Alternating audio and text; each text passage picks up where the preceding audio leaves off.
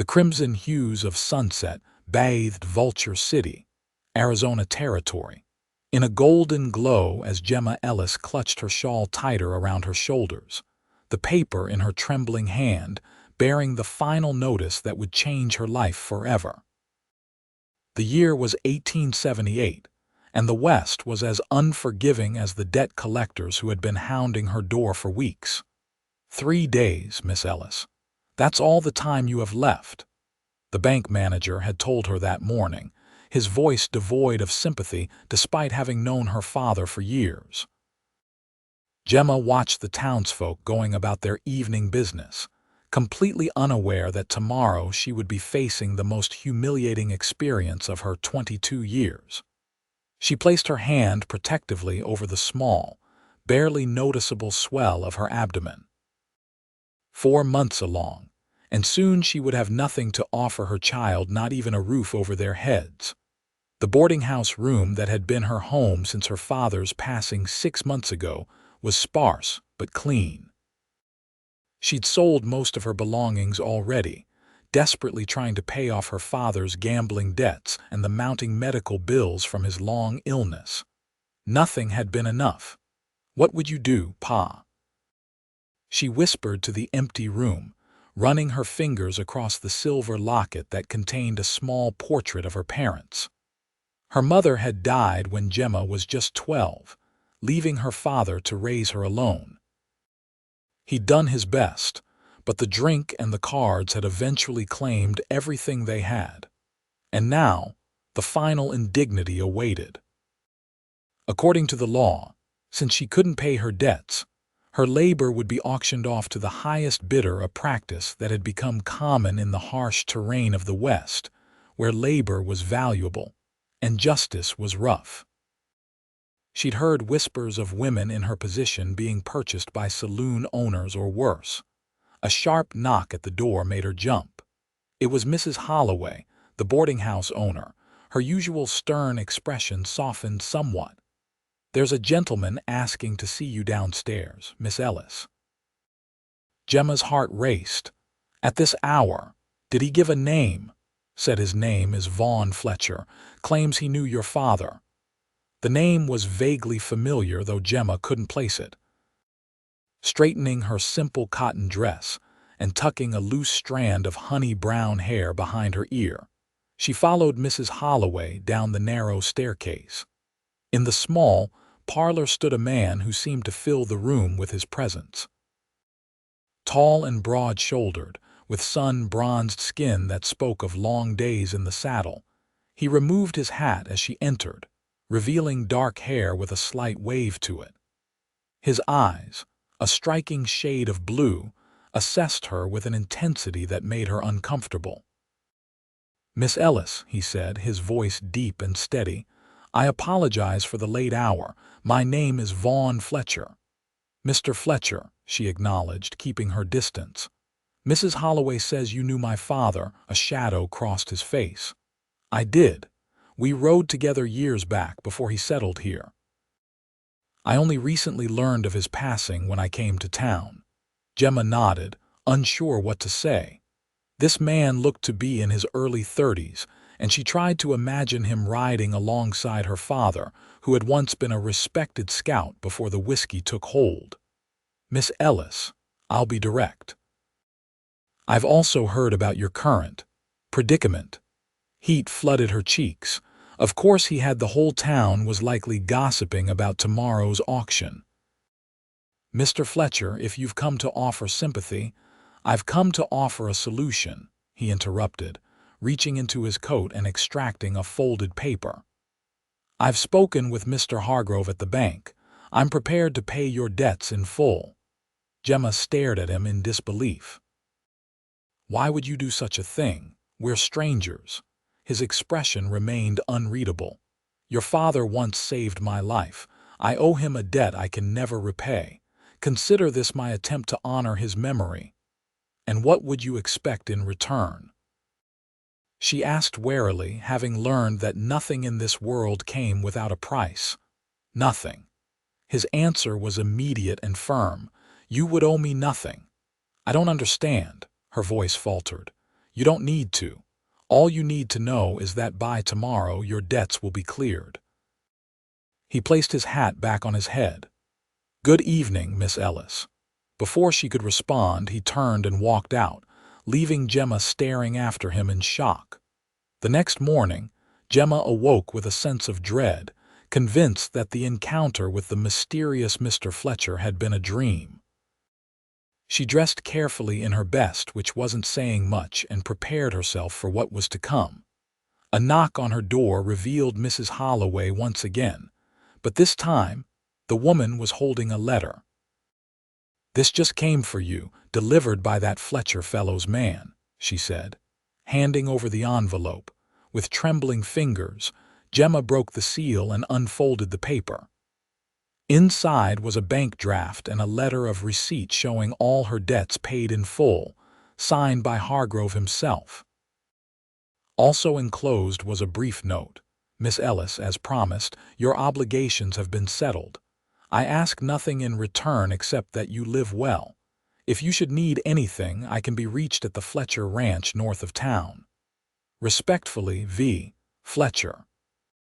Gemma sank onto the edge of her bed, the papers clutched to her chest. She was free. She and her unborn child would not be at the mercy of strangers bidding for her labor. But why?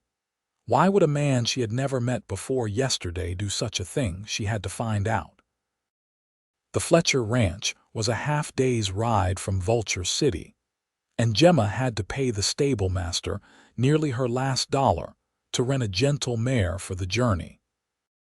The landscape of the Arizona Territory was beautiful, but harsh red rock formations jutting against the clear blue sky, sparse vegetation dotting the dusty earth. As she crested a rise in the land, she saw the ranch spread out before her. It wasn't the largest in the territory, but it was substantial, with a well-maintained main house, a barn, and several outbuildings. Cattle grazed in the distance, and she could see men working in what appeared to be corrals. Her courage nearly failed her as she approached the main house. What was she doing here? What would she say to this man who had saved her from public humiliation and potential servitude?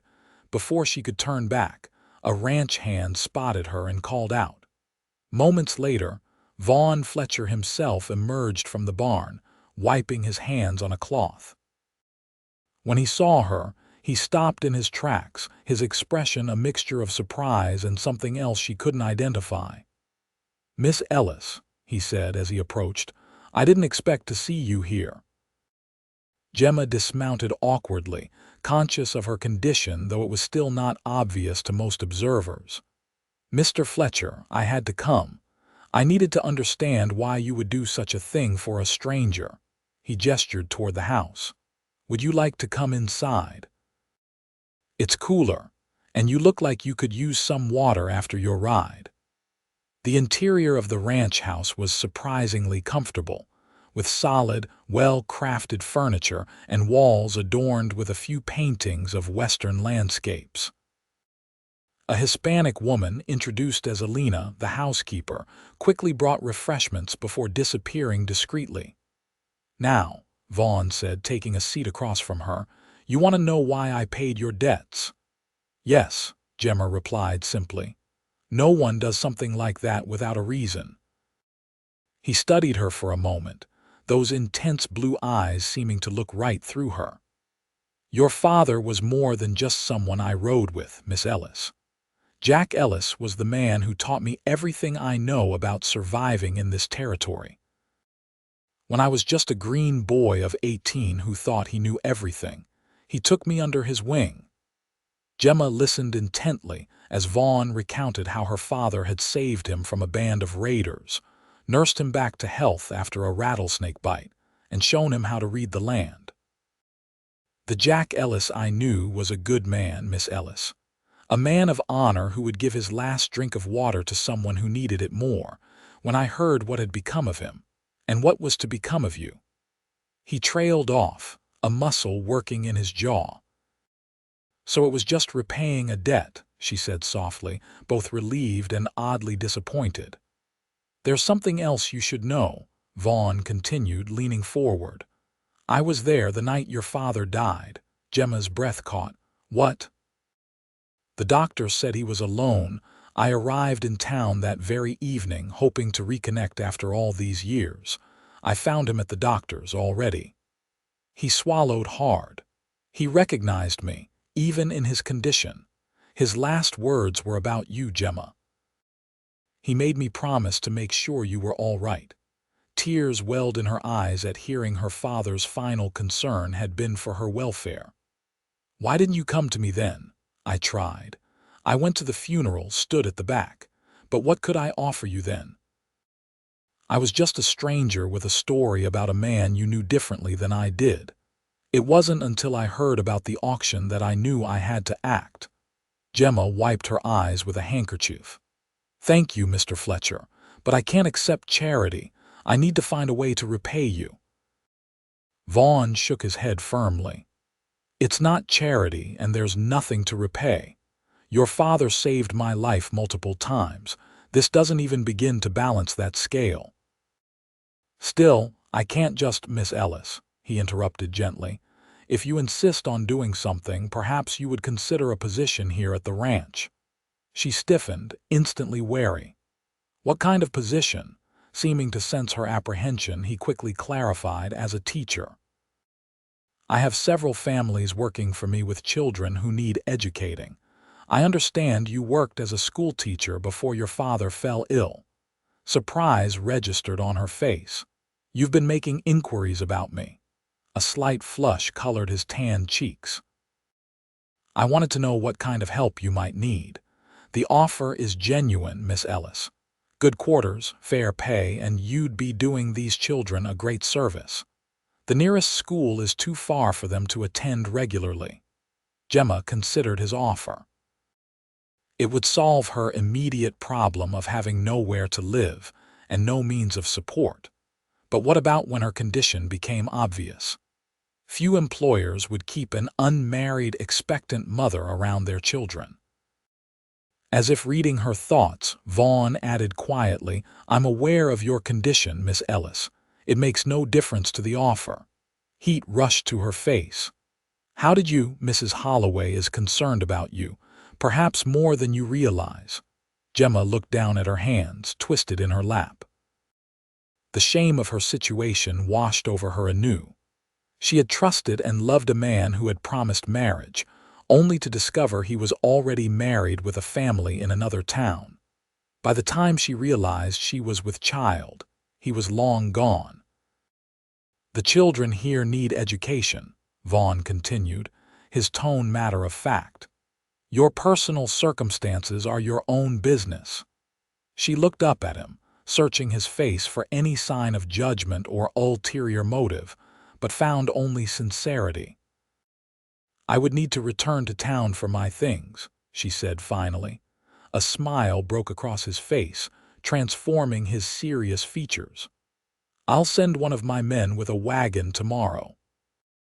And so Gemma Ellis found herself installed in a small but comfortable cabin on the Fletcher Ranch, tasked with teaching a dozen children ranging in age from 6 to 14. The families who worked for Vaughn were a mix of backgrounds: Hispanic, white, and 2 black families who had come west after the war. To her surprise, none of them seemed concerned about her growing belly, which became impossible to hide as weeks turned into months. Elena, the housekeeper, took a motherly interest in her, bringing her special teas for morning sickness and making sure she ate properly. Vaughn himself maintained a respectful distance, though he often stopped by the small schoolhouse he had built for her to check on her progress with the children. Sometimes she would catch him watching her with an unreadable expression, but he never said anything inappropriate or made her feel uncomfortable. As her time grew closer, Gemma found herself thinking more and more about what would happen after the baby came. Would Vaughn still want her to teach? Where would she and her child go if not? One evening in early spring, as she sat on the porch of her cabin enjoying the cooler air, she saw Vaughn approaching on foot. This was unusual. He typically rode his horse everywhere on the sprawling property. "Miss Ellis," he greeted her, removing his hat. "May I join you?" "Of course, Mr. Fletcher," she replied, gesturing to the other chair. 7 months along now, she moved carefully, her hand automatically going to support her back. "Are you uncomfortable? I can come back another time." "No, please stay. I'm just a bit sore from sitting with the little ones today." He sat down, turning his hat in his hands for a moment before speaking. "I wanted to discuss your plans for after." Gemma tensed. Here it was the conversation she had been dreading. "I understand if you'd prefer I find other arrangements once the baby arrives. A crying infant would be disruptive to the school." Vaughn looked startled. "That's not what I meant at all. I wanted to assure you that your position here is secure. We can arrange for someone to care for the baby during school hours if you wish to continue teaching." Relief flooded through her. "That's very generous of you." "It's practical, not generous. You're an excellent teacher. The children have learned more in these few months than I could have hoped." He paused, then added more hesitantly, "There is something else I wanted to discuss with you." Something in his tone made her heart beat faster. "Yes. I've come to care for you a great deal, Gemma. I know the timing is complicated. But I want you to know that if you ever find yourself in need of more than just employment, I would be honored to offer you and your child a more permanent place here." Gemma stared at him, trying to process his words. "Mr. Fletcher, are you proposing?" He met her gaze steadily. "I'm saying that option exists when and if you're ever ready to consider it. There's no pressure, no expectation. You've had enough of men making demands on you." She didn't know what to say. Over the months, she had grown to admire and respect Vaughn. He was fair with his workers, kind to the children, and had shown her nothing but consideration. There were moments when she caught herself watching him as he worked with the horses or played with the children, admiring the strength in his hands and the rare smile that transformed his serious face. But marriage, after what she had been through, "I need time," she said finally. "Time is something I have plenty of," he replied with a gentle smile. "I just wanted you to know where I stand." With that, he rose, placed his hat back on his head and bid her good night, leaving Gemma with a whirlwind of thoughts and emotions. 2 weeks later, Gemma awoke in the middle of the night to sharp pains and the terrifying realization that her water had broken. It was too soon. She wasn't due for another month. Panic gripped her as another contraction tore through her body. She managed to light a lamp and was trying to decide if she could make it to Alina's quarters when she heard hoofbeats outside. A moment later, there was a knock at her door. "Gemma." "It's Vaughn. I saw your light. Is everything all right, the baby?" she gasped as he entered. "It's coming. Too early." His face paled, but his voice remained calm. "I'll get Alina and send for the doctor." The next few hours passed in a blur of pain and fear. Alina arrived quickly, her experienced hands and soothing voice a comfort. The doctor, however, was out attending another birth miles away. "The baby's not waiting," Alina told Vaughn grimly. "We'll have to manage without him." Outside the bedroom door, Gemma could hear Vaughn pacing. Occasionally, Alina would call for hot water or clean cloths, and he would appear briefly, his eyes meeting Gemma's with a mixture of concern and something that looked remarkably like love before Alina shooed him away again. The labor was long and difficult. By dawn, Gemma was exhausted and frightened. "Something's wrong," she heard Alina whisper to Vaughn. "The baby's turned wrong without the doctor. What can I do?" His voice was desperate. "Pray," was Alina's simple answer. Gemma felt herself growing weaker with each contraction. The pain was unbearable now, and she could see the worry on Alina's face. "Gemma." Vaughn was suddenly beside her bed, taking her hand in his. "Gemma, listen to me. You're the strongest woman I've ever known. You can do this. Your baby needs you to fight." She looked into his blue eyes, drawing strength from his certainty. "I'm afraid," she whispered. "I know, but I'm right here. I'm not going anywhere, not ever if you'll have me." With a surge of determination, Gemma rallied her remaining strength. Alina's experienced hands guided the baby as Gemma pushed with everything she had. And then, miraculously, a thin cry filled the room. "A boy," Alina announced, quickly wrapping the tiny infant in a blanket. Small but strong. Tears streamed down Gemma's face as Alina placed her son in her arms. He was indeed small, with a shock of dark hair and a fierce expression that softened as she cradled him. "He's perfect," Vaughn whispered, his own eyes suspiciously bright as he looked down at them. "Thank you," Gemma said, looking up at him. "For everything." He shook his head. "No thanks needed." Ever. The doctor arrived an hour later, examined both mother and child, and declared that while the baby was early, he appeared healthy and should thrive with proper care.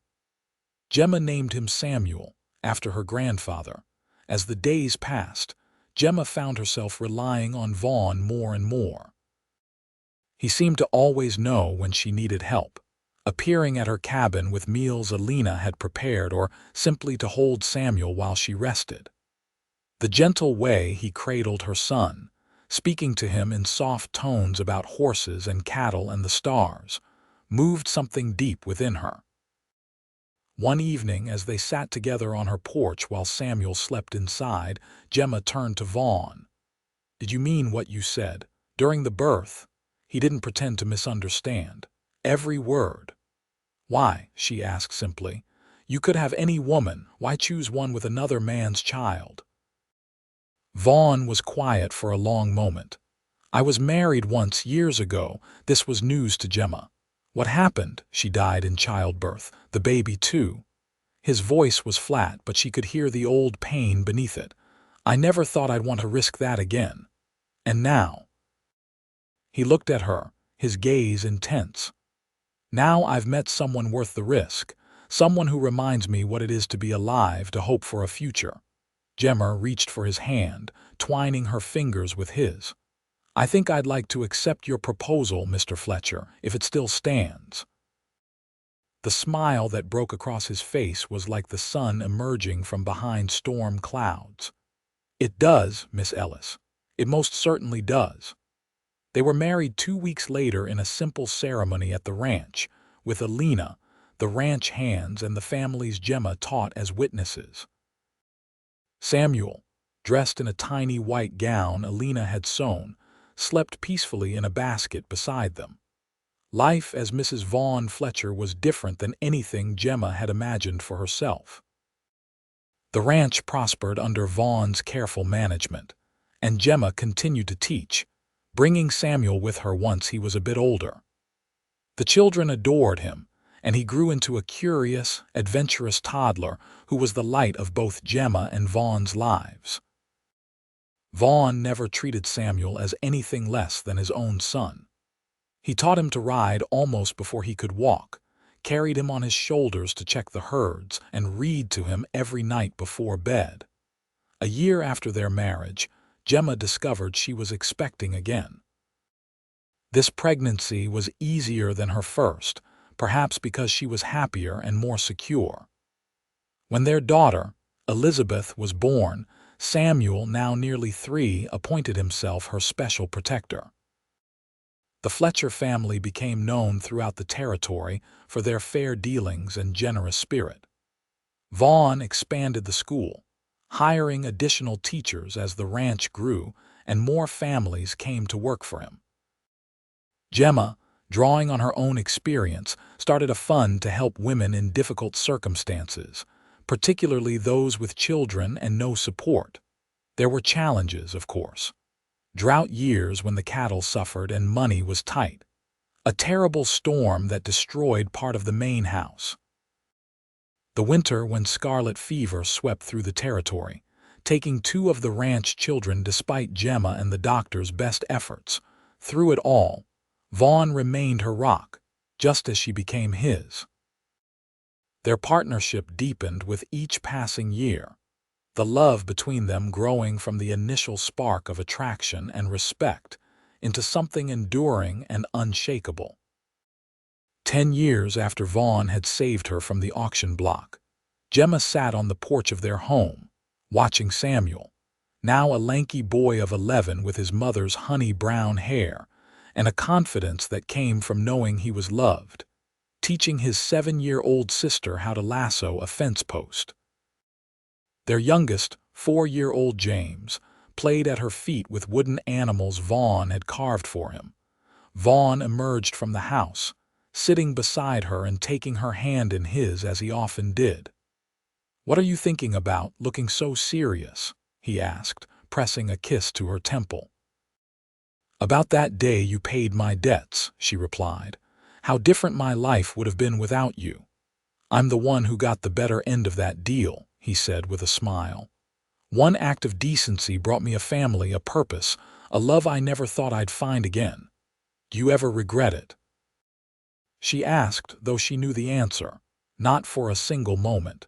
He squeezed her hand. "Samuel asked me something interesting today." "Oh," he asked if I was his real father since he doesn't look much like me. Gemma's heart skipped a beat.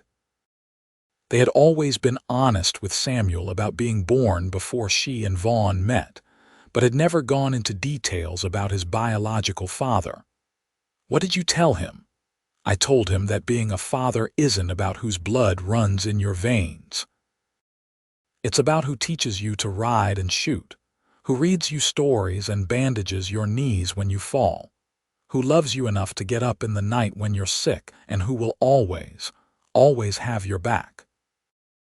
I told him I may not have helped bring him into this world, but I chose to be his father every day since, and that makes him mine as surely as if he were born of my body.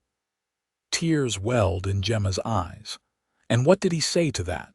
Vaughn's voice grew husky. "He said, 'I'm glad you're my pa then. I wouldn't want any other.'" Gemma leaned against her husband's shoulder, watching their children play in the golden light of the setting sun. From a moment of desperation and public humiliation had come this, a life filled with purpose, family, and a love that asked for nothing but gave everything. "Neither would I," she murmured. "Neither would I." As the years continued to pass, the Fletcher Ranch became one of the most prosperous in the Arizona Territory. Vaughn's fair business practices and innovation in cattle breeding earned him respect throughout the region, while Gemma's school gained a reputation that drew students from miles around. Samuel grew into a thoughtful young man with his mother's compassion, and a natural affinity for ranching that made Vaughn burst with pride. By 18, he was essentially running the day-to-day operations alongside his father, showing a keen mind for the business aspects that Vaughn readily admitted weren't his strong suit. Elizabeth, their spirited daughter, had Vaughn's blue eyes and fearless nature. She could ride as well as any cowboy and had a particular talent for breaking the wildest horses, much to her mother's constant concern. But she also inherited Gemma's love of books and education, often helping with the younger children at the school. Young James, the spitting image of his father, was quieter than his siblings, but observed everything with intelligent eyes. He showed an early talent for medicine after helping the ranch. Doctors set a cowhand's broken arm, and by 15 was already apprenticing with the physician in Vulture City. The close-knit Fletcher family weathered the changing times together. The arrival of the railroad brought new opportunities and challenges. Gemma often reflected on how different her life might have been if Vaughn hadn't appeared that night before the auction, offering salvation without demands or expectations. One warm evening, as they sat together on the porch of their home, larger and more comfortable now, but still retaining the simple charm of the original ranch house, Gemma watched her husband's profile in the fading light. Silver now threaded his dark hair at the temples, and lines fanned from the corners of his eyes, but to her, He was as handsome as the day he'd first walked into her life. "What are you thinking about?" he asked, catching her gaze. "How lucky I am," she replied simply. 20 years ago, I was at the lowest point of my life, and then there you were, like an answer to a prayer I hadn't even known to make." Vaughn took her hand, pressing a kiss to her palm in a gesture that still made her heart flutter after all these years. "I was just doing what your father would have wanted." "Is that really why you helped me?" she asked. It was a question she'd never directly posed before, though she'd wondered many times over the years. Vaughn was silent for a long moment, his thumb tracing circles on her wrist. "Yes and no," he finally admitted. "I did owe your father a debt, but the truth is I saw you in town before I ever approached you. You were standing outside the general store, and even though I could see the worry in your eyes, you held yourself with such dignity. Something about you called to me. When I learned of your situation, I couldn't bear the thought of what might happen to you. So it wasn't just obligation," she said softly. "Obligation got me in the door, but even then I think I was half in love with you already." He smiled, the smile that still had the power to warm her from within. "Of course, I never expected you to ride out to the ranch the next day and turn my life upside down. I needed to understand why a stranger would do such a thing. And do you understand now, after all these years?" Gemma leaned her head against his shoulder. "I understand that sometimes the greatest gifts come when we least expect them, and that love isn't always a lightning strike. Sometimes it's a slow, steady sunrise that illuminates everything bit by bit, until you can't imagine living in darkness again." From inside the house came the sound of laughter. Samuel and his new wife, Clara, who had moved into the old schoolteacher's cabin after their wedding the previous spring. Elizabeth's voice rose in playful argument with James over a game of cards, the everyday sounds of family, of home, of belonging. "I never asked for any of this," Vaughn said, his arm tightening around her shoulders. "Never thought I deserved it after losing my first wife. But you taught me that life doesn't end with loss. Sometimes it begins again, better than before." As twilight deepened into night, Gemma Fletcher looked out at the ranch that had become her home, at the life she had built with this man who had asked for nothing but given her everything, and knew that some debts could never be repaid, only passed forward in love and kindness to others who needed it most. And in the end, perhaps that was enough. The following spring brought news that would once again change the Fletcher family forever. Samuel and Clara announced they were expecting their first child, bringing tears of joy to Gemma's eyes at the thought of becoming a grandmother. Elizabeth, now 20, had caught the eye of the son of a neighboring rancher, a match that both pleased and worried her parents, as the young man had a reputation for being as headstrong as their daughter. And James, at 17, had been accepted to study medicine in San Francisco, his letters full of excitement about the journey ahead. "Everything changes so quickly," Gemma remarked to Vaughn one evening as they read Samuel and Clara's latest letter detailing plans for the baby's nursery. "It seems like just yesterday he was the tiny infant I wasn't sure would survive the night." Vaughn smiled, the firelight highlighting the silver in his hair. "And now he's about to make us grandparents. I'd say we've done well by him." "We have," she agreed, setting the letter aside. "Though I still can't believe our baby is old enough to have a baby." "Speaking of babies," Vaughn said, his expression growing more serious, "Alina mentioned something today that's been concerning her." Gemma frowned. Alina, now in her 70s, still lived with them, though she had long since stepped back from her housekeeping duties. "What's wrong? Is she ill?" "Not exactly. She's worried about the Miller family that moved onto the north section last month. Apparently Mrs. Miller is expecting their 5th child, and things aren't going well. Alina says she looks malnourished and exhausted. Gemma's heart clenched. Andrew Miller was one of their newer ranch hands, a quiet man who kept to himself. She had met his wife Sarah briefly when they arrived, a thin, tired-looking woman with 4 children under the age of 8 clinging to her skirts. "I'll visit them tomorrow," she decided immediately. "We can bring them some supplies and see what help they need." Vaughn nodded, unsurprised by her response. Over the years, Gemma had become known throughout the territory for her kindness toward women in difficult circumstances.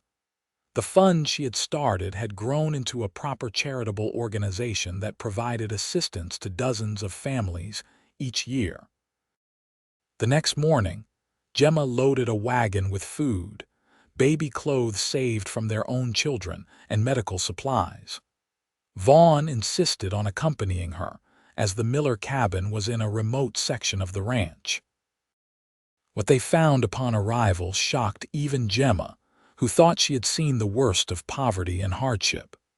The cabin was barely more than a shack, with gaps in the walls that would make it unbearable in winter.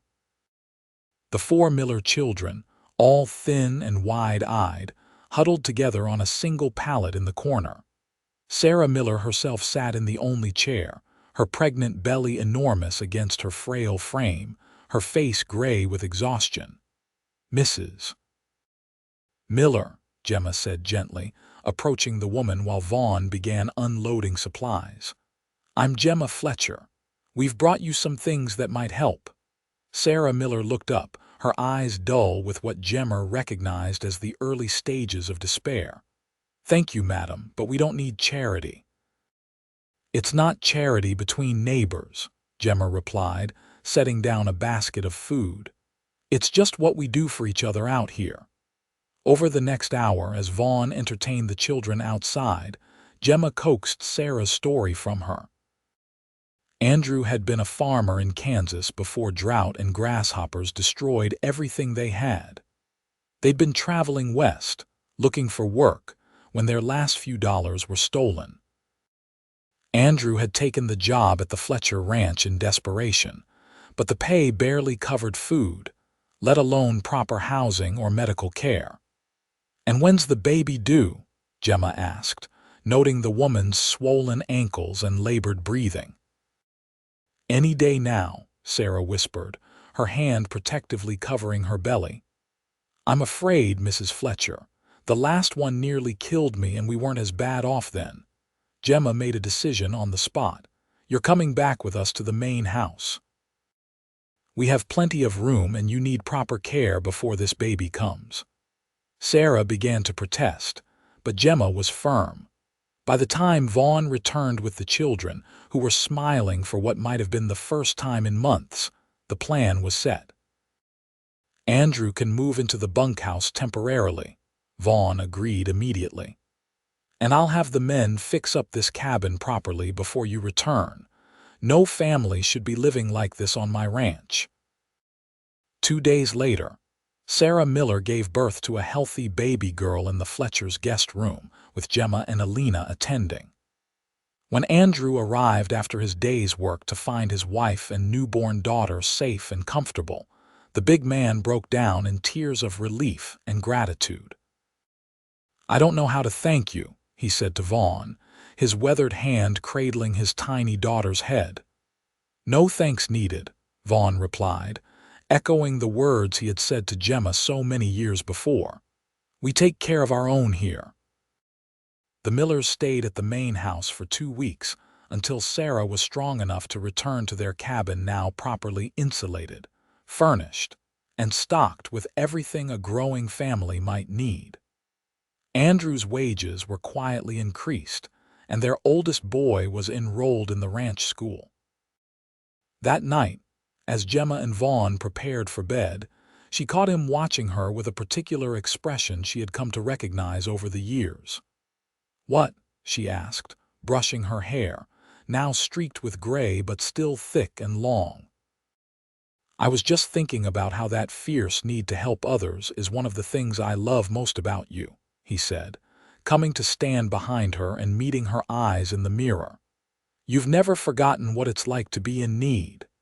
Gemma set down her brush and turned to face him. "Neither have you. You didn't have to help the Millers the way you did. Perhaps not. But I had a good teacher in what it means to give someone a chance to rebuild their life." He drew her into his arms. "Besides, I was just thinking about how it all comes full circle. 23 years ago, I helped a woman in trouble.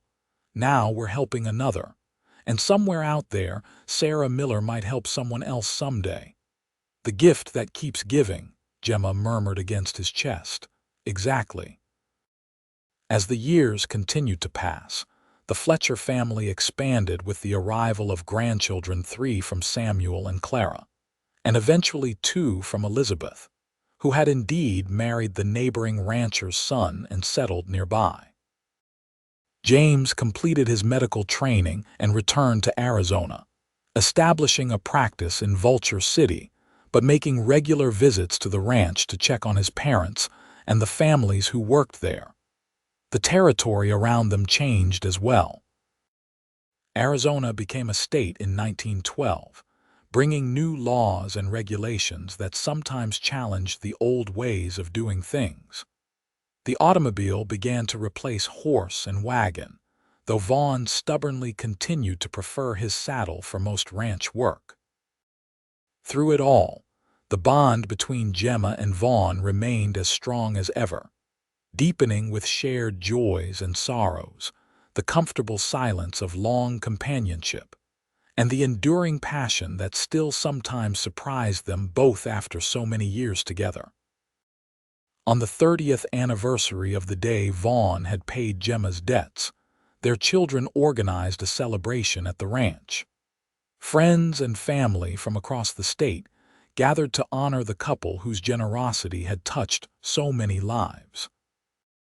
Among them were dozens of women and children who had received help from Gemma's fund, including Sarah Miller, whose daughter, named Gemma in honor of her benefactor, was now a teacher herself. Samuel, now a respected rancher in his own right, raised a toast to his parents. "To the man who taught me that fatherhood has nothing to do with blood and everything to do with love, and to the woman who showed me that true strength isn't about never falling, but about how you rise again afterward. May we all learn to live with such courage and compassion." Later that evening, as the celebration continued around them, Vaughn took Gemma's hand and led her away from the crowd, down to the small creek that ran through the property. It was a spot they had often escaped to over the years when they needed a moment of peace or privacy. In the moonlight, with the sounds of music and laughter floating down from the house, Vaughn took both her hands in his. 30 years ago, I made the best decision of my life," he said, his voice still strong despite his 70 years. "I've never regretted it for a moment." "Nor have I," Gemma replied, squeezing his hands. At 62, she remained beautiful to him, her face lined with the evidence of a life fully lived, her eyes still bright with intelligence and warmth. "I've been thinking lately about what my life would have been without you," Vaughn continued. "I would have had the ranch, perhaps even prospered, but I would never have known what it is to be truly rich in family and purpose and joy." "You saved me," Gemma said simply. "In every way a person can be saved." Vaughn shook his head. "No, my love, we saved each other." As they stood together by the creek, the water's gentle murmur a backdrop to the distant sounds of their family celebrating, Gemma reflected on the long journey from that desperate young woman facing public auction to the matriarch of a thriving family and community.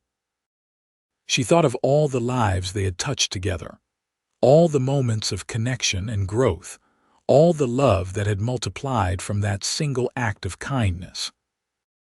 And she knew, with absolute certainty, that some debts could never truly be repaid, they could only be passed forward, creating ripples of goodness that continued long after the original stone had been cast into the waters of life.